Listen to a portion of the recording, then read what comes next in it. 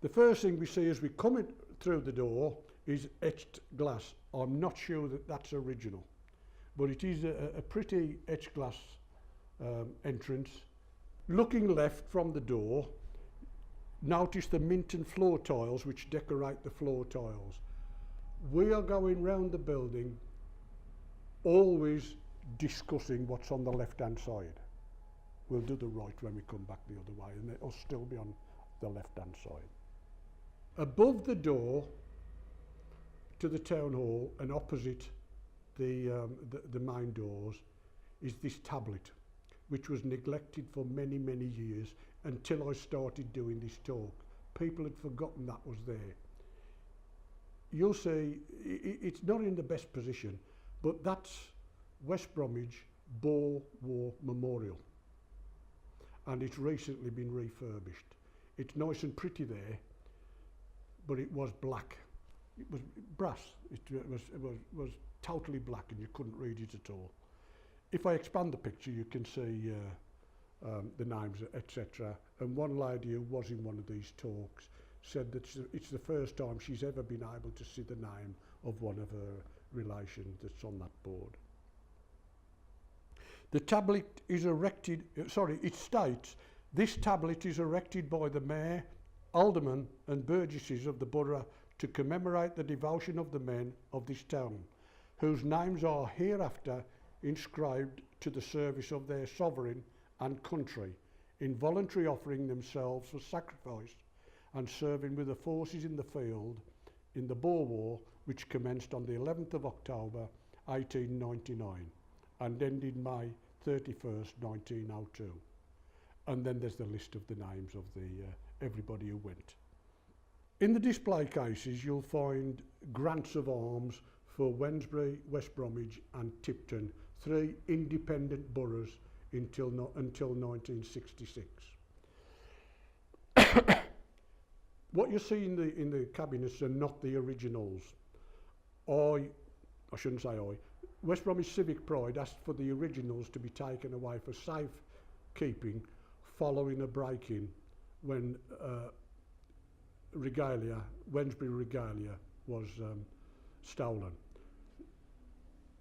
Civic chains were in those offices, gold chains and that, and there was a break-in, some were stolen, and we asked for replacements to be put instead of the originals. Once again, these can be expanded if anybody really wants to, and you can read what's on there, if you can read it, okay? You've got Tipton Grant of Arms, their charter, Wednesbury Grant of Arms and West Bromwich. And being as we're in West Bromwich is, can you move? That's Wednesbury, next please. That's West Bromwich. And the motto, logo, Grant of Arms is azure, a stag's head carboshed argent between three fleur-de-lis, or a border argent charged with 4 mullets and 4 fleur-de-lis, alternately azure. If you read that, this is Old French. Of course it's Old French because the Normans conquered the country. Okay? What it says is that on the blue shield, a stag's head centrally between 3 gold fleur-de-lis, and this is the little, 3, and then the others, the stars. Shield has a silver border with 4 blue fleur-de-lis centrally aligned. And the motto, of course, is Labour Omnia Vincit, which means, everybody knows, Labour brings its own rewards. Okay? I do stand corrected sometimes, but I think I'm right. Wednesbury Urban District Council, Tipton Urban District Council and West Bromwich County Borough were amalgamated in 1966, which was the first of 2 local major political reorganisations. In 1974, the second amalgamation took place, with West Bromwich and Albury taking the name of Sandwell MBC, when much of the civic regalia, mayoral robes and civic plate from all 3 towns along with other items, were moved from their original places at Tipton and Wednesbury into here at West Bromwich, and then they had the break-in. Some of the Wednesbury civic regalia was stolen, and the insurance money received in a compensation partially financed the Helen Caddick display rooms at Wednesbury Museum and Art Gallery. So the two downstairs rooms, one to the left, one to the right, were refurbished by monies from insurances from Wednesbury Regalia. Sandwell Civic Regalia now resides at Sandwell Council House at Albury. And if you've never had a visit of the council house, the big house I should say, or if you want to be accurate, ye big house, they love to take people round there. Well, it is. There's a lot of civic plate in there and various other things. So you might want to think of going round there. Okay, next. Oh, you got it. That's it. This is the town information kiosk. Whenever you wanted any information around the town, this is the first stop, or was the first stop. And I used to come in here regularly as a youngster and get a map of the town. I don't know how many I had eventually, but I think nearly every youngster had a map from that place there. There was always someone in there on duty. On the walls of the corridor were many items of interest, including this, the plaque of HMS Bermuda. The design incorporates design of a fabulous beast and the stern section of a ship, topped with a crown. The plaque was presented to West Bromwich by the Lord Commissioners of the Admiralty to commemorate the adoption of HMS Bermuda by West Bromwich Borough during the war. After being decommissioned, the ship bell was also presented to the town. The ship's bell of HMS Bermuda used to hang next to the plaque and just outside the door there, just at the top of the steps. And it was used to call members to council and other meetings, just a ding-ding. During my deputy mayoral year, 1984-85, I presented the bell to the Royal Naval Association Club down at Bull Lane, where it's there now today, of course. The Synchronome electric master time clock was made in England. The legend plate states advance, retard and electronic patent. The clock has a pendulum escapement which controls an electrical impulse to slave clocks around this and other civic clocks around the borough. Do you remember when there was a bus driver and conductor and they used to get out the bus every now and then, put a key in a clock and go click? Yes. That clock was fed from this one here. Over at the works department, the timing in, timing out and the office clocks were fed from this. And of course all the clocks in this building were fed the same. So every clock had the same time and it was council time. Not British summertime or winter, it was council time. That's the clock they went to. In the council chamber, that's the clock the mayor used for meetings, etc. There was a clock at Carter's Green, yeah. One at the Boundary.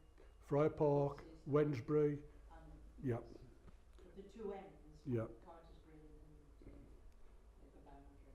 At the Boundary, the bus conductor used to change his ticket machine. Yes. Anybody remember that? Yes, I do. Because this is West Bromwich and that's Birmingham.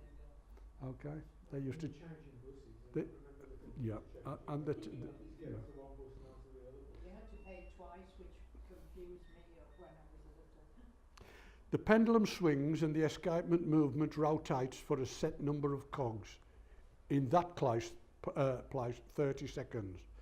The escapement triggers the electronic impulse which goes to solenoids at all the slave clocks, advancing each half a minute at a time.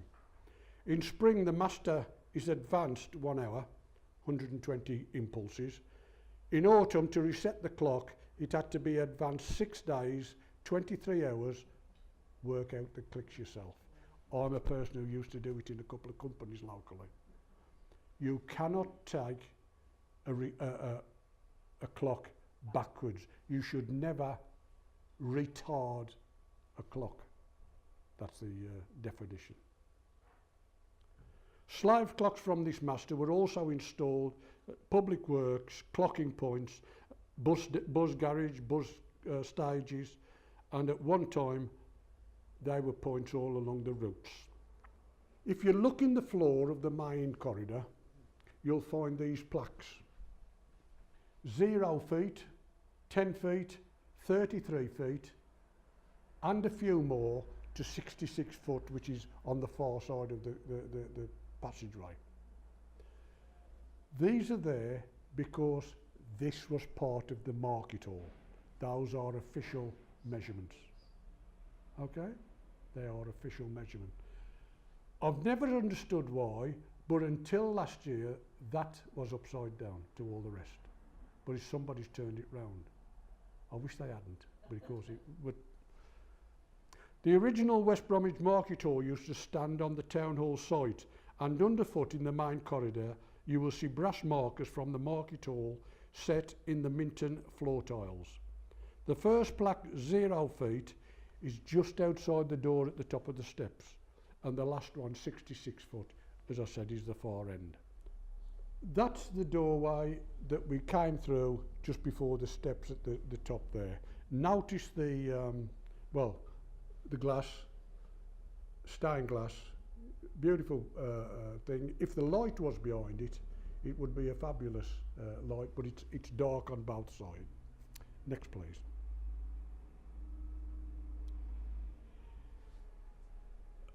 This is committee room A, the top of the steps on the right-hand side. And the feature of that room is, of course, the fireplace. Next one, please. And that is set, back again, please. There.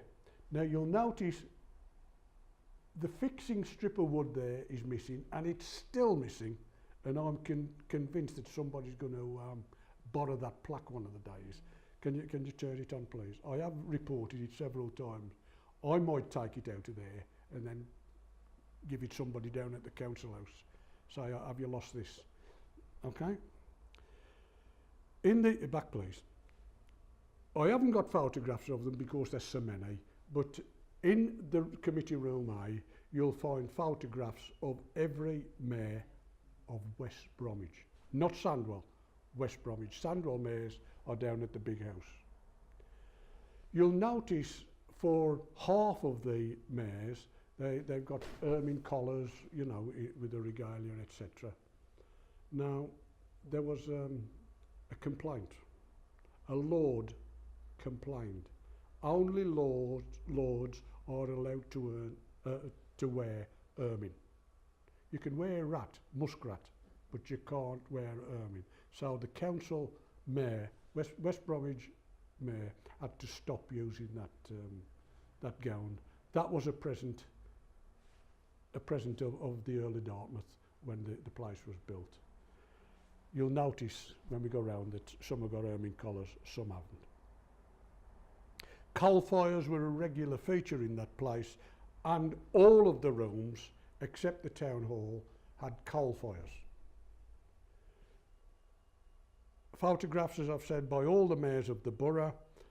There's only 2 photographs that are a husband and wife team. That's Doris and Bill Manifold, who were both mayors in their own right, 10 years apart. The photographs were taken by Darby's, the photographer in West Bromwich. And you'll notice that many of the mayors are sitting on a particularly ornate chair. You won't find it in this building. It's never resided in this building. It belonged to Darby's, and it was a fancy chair for the photograph to be taken on. The first little room at the top of the stairs there on the left-hand side, as we're looking at it from here, was the mayor's robing room. On council meeting nights and other meeting nights, when the mayor robed up, that's where he used to robe up, in the little room at the top of the stairs. In later years, almost to today, but not quite, local MPs have held Friday night surgeries in there. That's had to be stopped by order of the police for Tom Watson, the deputy leader of the Labour Party. It's not safe for MPs, councillors, etc. to be on their own anywhere with members of the public. As daft as it sounds, that's the way it is. The MP now will consult with any member of the public, but it's got to be by appointment only. You phone in his office, make an appointment, and he'll meet you anytime. At the side of the staircase, there's a telephone box. When I was first elected, that was an active telephone. No mobiles in them days. And that's where, if we needed to make a phone call, that's where we'd use it. The phone, of course, has been taken out now. And inside there, you'll find what's called a PBX exchange. That came from the war rooms of West Bromwich, which were located from 1939 to 45 in the cellars. We'll see those later. That's one of the originals from downstairs. We're in Committee Room B. There's nothing to say about this room really, nothing at all. The walls are detachable. Sometimes when there's meetings next door, this is used for refreshments. But I can't think of anything of note in this particular room. There's two toilets, ladies and gents of course, and the robing room. Well, it used to be the robing room. It's a general junk room now, I think, next door where the mayors and originally the councillors' gowns were held when they weren't being worn. In Committee Room A, you'll notice the chairs. I think they're fabulous chairs. And I'll be showing you those when we go into the room. I'm fighting to get the original tables back. They've got modern chipboard tables in there instead of the original oak tables, which are about the building.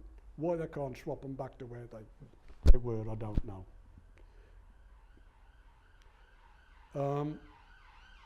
And the next one, please. That's it. In the council chamber next door, the most prominent thing, which was above the mayor's head when the mayor was occupying the seat, is of course, the council logo, motto. There it is again. Of course, it's all over the borough, or was, and you'll still find it in many, many places, old books, all sorts of things. And the next. There's also wooden notice boards. This is the role of the mayors of the borough. And the next. Role of freemen of the borough. There's also one, a right of entry. I thought that was on there as well. But we'll see it later, but there's right of entry. This is for military organisations that have done service to the town. And in the very near future, we'll have a right of entry from the brigade that still occupy the Carter's Green Centre.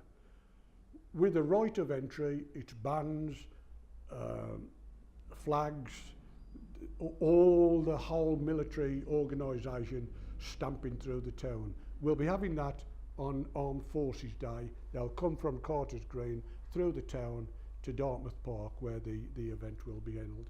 It may be next year. It was mooted for this year, but it's been put off for some reason.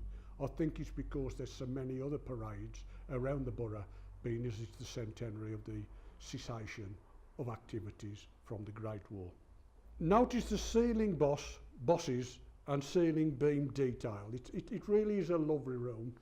It's not decorated as finely as it used to be, but it's still, you know, it's a lovely room. Moving on, then we move a stairway to the public gallery. Sorry, that's the other end. That stairway is not an original feature. If you wanted to get into the public gallery, you had to go around the street. You couldn't go from the chamber. That's so that the hooligans couldn't get down at the councillors. But that's been changed in recent years. At the top of the steps is the second doorway to the mayor's robing room. It comes from the mayor's chamber, through the robing room, and down the back way. He was the only one who, or she, were the only people who used the stairs at the side there at one time. Into the left corridor, and the first room on the left-hand side is Committee Room C. Pretty plain room, but notice the radiator in there. Once upon a time, all radiators were ornate, and these are cast design. There's the line of it, the Waterloo line on the side, and they'd all got this similar. A feature of the building that disappeared many years ago, which I thought was fabulous,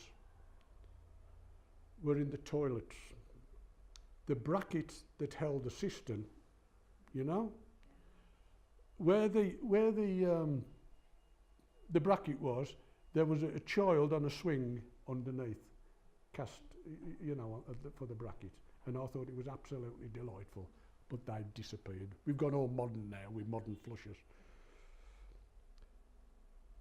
The next room up the passageway is now a public room. It's a large public room.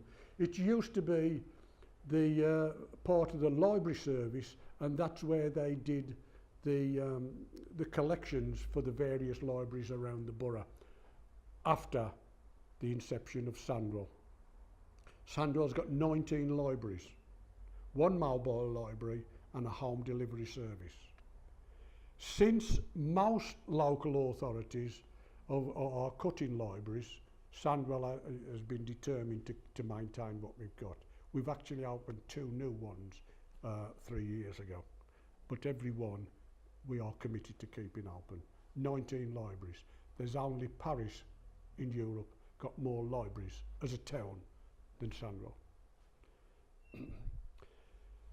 Go towards the end there. Okay, that's all right. We pass another room, which it used to be a storage room in the past, a filing room, I believe, but now it's the Chief Curator's office. And the next door to that, the next place in the passageway is the exit doors to the car park. I haven't got a photograph of the inside doors, but of course that's the outside doors. Once again here, absolutely beautiful. And until recently, over the road at the Memorial Gardens, these cast iron used to be on the gates over there. And inside there was litter bins, 4 litter bins, and it had got a plaque like that on the bins that said, "Civic Pride, litter inside." And those have disappeared. I've asked if somebody can find them. At the rear there are many offices, elections offices, doors off the car park. They're just rooms, they're just offices. The elections office was of course the most busy, as it will be in Sandwell in a couple of weeks' time again. Everything appertaining to the elections goes through that system down there. Used to go through that system, it now goes through Albury. The most famous library elections officer was of course Judith Buggins. She was here for many years, and she was known as one of the most knowledgeable elections officers in the country. If somebody wanted to know anything about any elections, she was the person, Judith. There's 2 semicircular corridors right at the back of the town hall, which we will have a walk around. One leads to the street, and the other one leads to the kitchen. So it's, you know, internal walkways really. There's a view at the back of the town hall. It's not very good, is it, to be honest? And I've never understood why.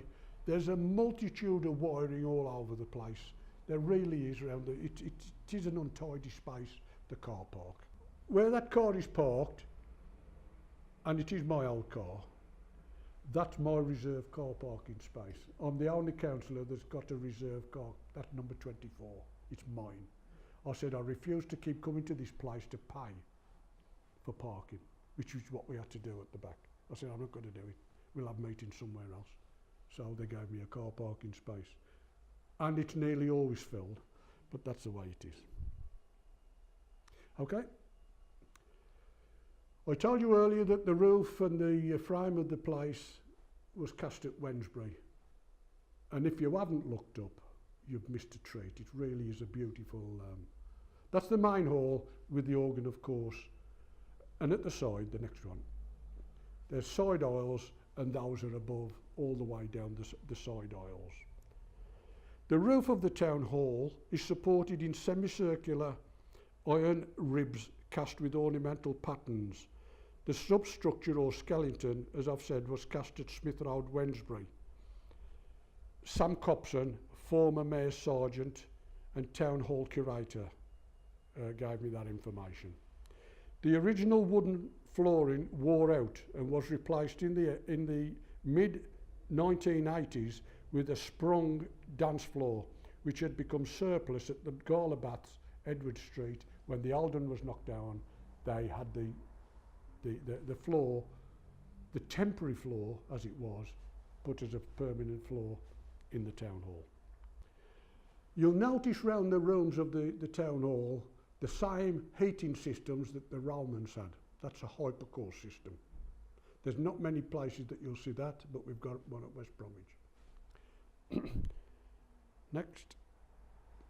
And of course the centrepiece to the town hall is the town hall organ, built by Forster and Andrews of Hull following the London International Exhibition of 1862, and is one of 12 organs built for town halls up and down the country by that firm. The organ was a gift of Mr. Alexander Brogden, MP, in 1878. Mr. Brogden was the first MP for Wednesbury and West Bromwich. Remember, West Bromwich at that time was part of Wednesbury parliamentary constituency, as was Sheffield and Pelsall. Wednesbury was at one time the largest parliamentary constituency in the country. West Bromwich, Tipton, Wednesfield, Willenhall, Walsall, Rushall and more. Mr. Brogden presented organs for both Wednesbury and West Bromwich town halls. Both organs were made by Forster and Andrews of Hull, and the Wednesbury organ cost £1,000 in 1872 and was later presented to the London Church of St Augustine's in around 1960. They had lost theirs through fire. In the mid-1980s, West Bromwich Town Hall organ had a £1.2 million donation for a complete renovation, when 2 grands and humidifiers were added. In May 1997, the organ was awarded a certificate by the British Institute of Organ Studies, as it was considered to be of historic importance for its musical and technical qualities. It is also recorded as historic in the National Pipe Organ Register at Cambridge University. There is a blast plate on the organ, and it reads, "The organ was presented to the organists of West Bromwich by Alexander Brogden Esquire, Member of Parliament for the Borough of Wednesbury, 6th of May 1887. There's also a grand piano on the stage, usually on the stage, serial number 99345. Manufactured in 1919 by Julius Bluthner Pianoforte Fabrik GmbH, Leipzig, Germany, and is known as a Style 6th in black bright finish. It is 5'8" in overall length with aliquot scaling and fitted with a Bluthner patent action. The instrument was originally sold to Stockley and Company, a piano company in Birmingham, on the 17th of August 1920, and subsequently in April 1958 the instrument was owned by Mr. W.T. Good of High Street, West Bromwich. We knew him as Bill Good. He was the borough organist and pianist, so he may well have willed the instrument to the town. At the side of the organ, you'll find ornate doorways and once again stained glass windows. Many events are still held in the town hall. This is a recent one where the launch of the Towards 2030 exhibition took place. You'll find Marianne in there somewhere. but the place is very often filled. If you want to see the town hall in its full glory, Remembrance Sunday evening service is the time to do it. This year, Remembrance service will be Saturday evening because there's so many other things on around the borough on Friday, Saturday and Sunday. So they're moving the Remembrance service. That's not the proper title. It's the Remembrance commemoration to the Saturday night, which is the same night as the Albert Hall London uses theirs. I think this is a one-off. I mentioned 2 doors on the side of the town hall buildings in Lodge Road. They both lead into a little vestibule, and then each side of this set of steps up through into the town hall here, where you paid your money to come into the room, or a ticket for a dance or an event or something. Remember the ticket office? It's been there since the building was built, and I remember coming to a dance once, and it must have been about 1960 when we offered tickets through that window. Long time ago. It's still there, we'll go and see it. Okay. Down the passageway, it is an office. The ticket office, there are several doors.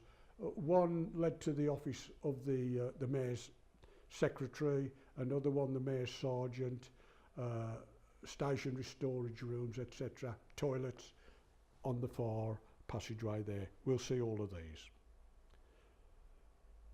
Stairways to the upper floors, and of course right at the end of the building is the stained glass windows once again. The main staircase leading from the corridor to the balcony has a large stained glass window with a central panel containing the design of the crest and motto of the West Bromwich Town Improvement Commissioners. Remember, I mentioned those at the very beginning. This is before there was a council. The vestry ran the town first from the church, then the improvement board, and then the council. Kilns and a water tower. West Bromwich was famous for bricks. Down Great Green, blue bricks, and they were used nationwide in railways. If you go to most railway stations, you'll find big blue bricks. They were made down the road. Fabulous bricks, very, very hard engineering bricks. The central design has a water tower with brick kilns at the sides, and below is a Stafford knot. Can't see it. We'll look at it when we go up the steps, but remember I've said the Stafford knot, not the Staffordshire knot. Staffordshire is a county, Stafford is a family, and that's the knot of the family, the crest of arms for the family. Upper office, there's the used to be the leader's room. It's just a block of offices, and most of you know that place better than I do now. On the other side of the overlooking the town hall is the balcony, and that's above the switch room. It's also been used for a spotlight room, etc. over the years. But that clock, once again, was fed from the master clock at the top there. Okay, so the balcony up there, we'll come down the second set of steps into the Mayor's office after we've been down in the cellar. And that chair used to be in the Mayor's office, and it used to be transposed into the council chamber for council meetings only, full council. Committee meetings was just an ordinary chair. Notice the same design, the charity, the Commissioner's logo, not West Bromwich coat of arms. I'll talk about the basement when we go down there, and I think that's about it for our walk around West Bromwich Town Hall. Okay.